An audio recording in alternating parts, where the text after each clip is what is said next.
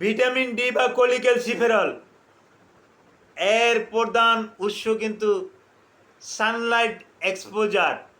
সূর্যের আলো যদি আপনার শরীরে লাগান তাহলে কিন্তু ভিটামিন D3 বা কোলিক্যালসিফেরল এটা কিন্তু আপনি পেয়ে যাবেন।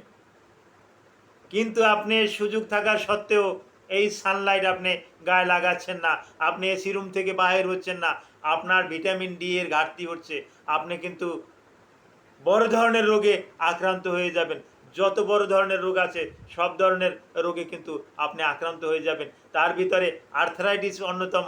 বিভিন্ন রকমের arthritis, osteo arthritis, rheumatoid arthritis, ankylosing spondylitis, sciatica, autoimmune disease, এই সমস্ত রোগগুলোতে কিন্তু আপনি আক্রান্ত হয়ে যাবেন।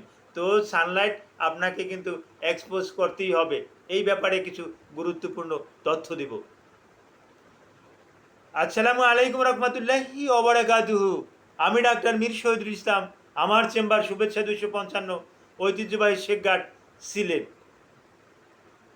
আমাকে একটু জানতে ইচ্ছে করে, আপনি গুগলে যান অথবা যে কোনো UC browser, Google Chrome, Firefox, Mozilla, এতে আপনি ডাক্তার মীর শহীদুল ইসলাম কথাটি লিখে সার্চ দেন, আপনি আমার সম্পর্কে বিস্তারিত তথ্য আপনি পেয়ে যাবেন। জি দর্শক শ্রোতা, আলোচনা করব গুরুত্বপূর্ণ একটি আলোচনা, ভিটামিন D3-র আলোচনা। এটার উৎস সানলাইট, সূর্যের আলো।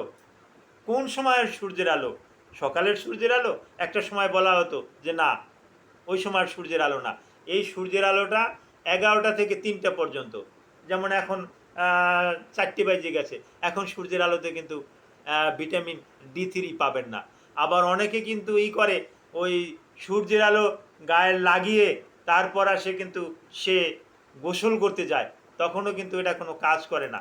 এটা কিডনিতে যায়, কিডনি কিন্তু এটা আবার শরীরের অন্যান্য যে জায়গাতে কিন্তু এটা পাঠিয়ে দেয় সিগন্যালটা। এরকমের কিন্তু এক একটা মাধ্যমে কিন্তু এরকমের কিন্তু ভিটামিন D3 কিন্তু আসে, ইন্টেস্টাইনে পৌঁছে যায়, বিভিন্ন লার্জ ইন্টেস্টাইনে, স্মল ইন্টেস্টাইনে, এগুলো কিন্তু পৌঁছে যায়। বিশেষ করে সিকাম এলাকাতে বেশি পৌঁছে, ওখানে বেশ কিছু calcium gluconate, calcium lactate, calcium carbonate এগুলো জমা হয়ে থাকে।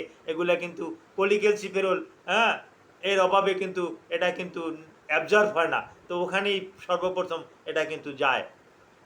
তো আমার ভিডিওটা কিন্তু অন্যরকম একটা ভিডিও, বিজ্ঞানের সর্বশেষ তত্ত্ব। সুতরাং আপনি দেখলে আপনি কিন্তু উপকৃত হবেন। এত সুন্দর করে কেউ, আমার মনে হয় কেউ আর বলবে না।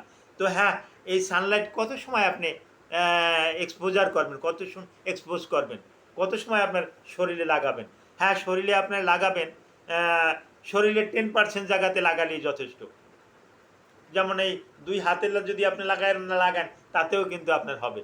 মুখমণ্ডলের লাগাতে আমরা নিষেধ করি, এতে ওই মেলাটোনিন, মেলামাইন, শরীর সূর্যের যে বেগুনি রশ্মি, এই মেলানাইন, এই এই এই এই ফেজের পিএইচটা কিন্তু ফেজের পিএইচটা কিন্তু কম, যার পরিপ্রেক্ষিতে এখানে স্পট পড়ে যেতে পারে, যার জন্য ফেজে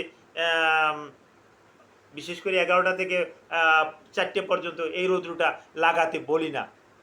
তখন তো আমরা ছাতা নিয়েও চলতে বলি। তো এই সময় রৌদ্রটা আপনার পিঠে লাগাতে পারেন, পায়ে লাগাতে পারেন, শরীরের অন্য অন্য জায়গাতে লাগাতে পারেন। সপ্তাহে 2 দিন হলেও চলবে। সপ্তাহে 2 দিন, এক দিন 15 মিনিট করে, এক দিন 15 মিনিট করে, সপ্তাহে 2 দিন হলেই এই আপনি কোলিক্যালসিফেরল তথা ভিটামিন D3 এটা পেয়ে যাবেন।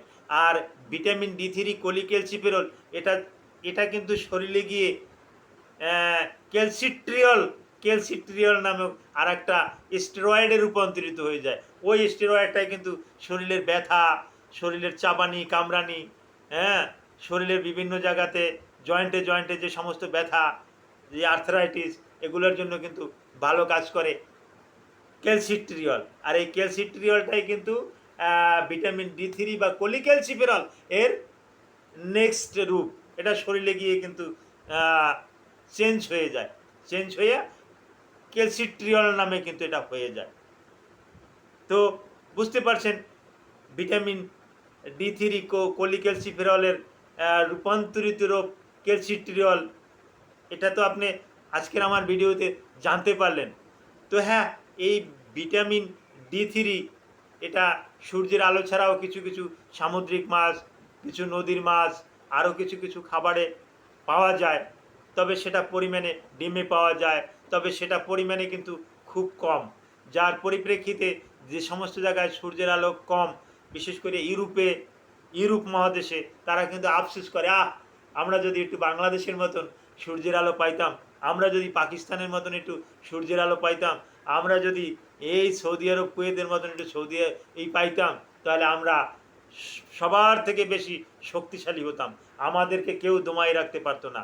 কিন্তু তারা কিন্তু এটা পাচ্ছে না। তাদের সূর্যের তাপটা কম, এবং আহ, অনেক সময় সূর্য দেখাই যায় না, একটা সপ্তাহ 2 সপ্তাহ সূর্য দেখাই যায় না। এত তাপমাত্রা হিমাঙ্কের অনেক নিচে থাকে, যার পরিপ্রেক্ষিতে তারা কিন্তু সূর্যের আলো দেখতে পায় না। যারা মরু অঞ্চলে আছেন তারা কিন্তু এই সুযোগটা পাচ্ছেন না। তো যারা এই সুযোগটা পাচ্ছেন তারা এই সুযোগটা হাতছাড়া করবেন না। সৃষ্টিকর্তা প্রদত্ত, বিনা টাকায়, বিনা পয়সায় আপনি এই জিনিসটা পাচ্ছেন, কেন এটা হাতছাড়া করবেন? এটাকে আপনি ধরে রাখুন, এই কালচারটা আপনি ধরে রাখুন। আপনার স্কিনের শাইনিং, আপনার ত্বকের যে একটা শাইনিং, এটা কিন্তু ধরে রাখবে। আপনার ত্বকটাকে কিন্তু মুড়িয়ে যেতে দেবে না, ত্বকটাকে কিন্তু বুড়া হতে দেবে না, আপনার শরীরটাকে কিন্তু বুড়া হতে দেবে না।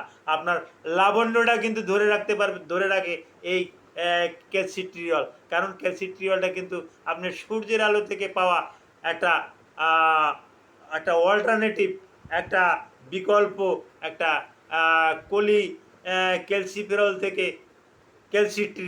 ক্যালসিট্রিয়লটা কিন্তু স্টেরয়েড। এটা আমি আবার বলতেছি, শরীরের ব্যথা ট্যাথা সব কিছু কিন্তু কমিয়ে দিতে সক্ষম।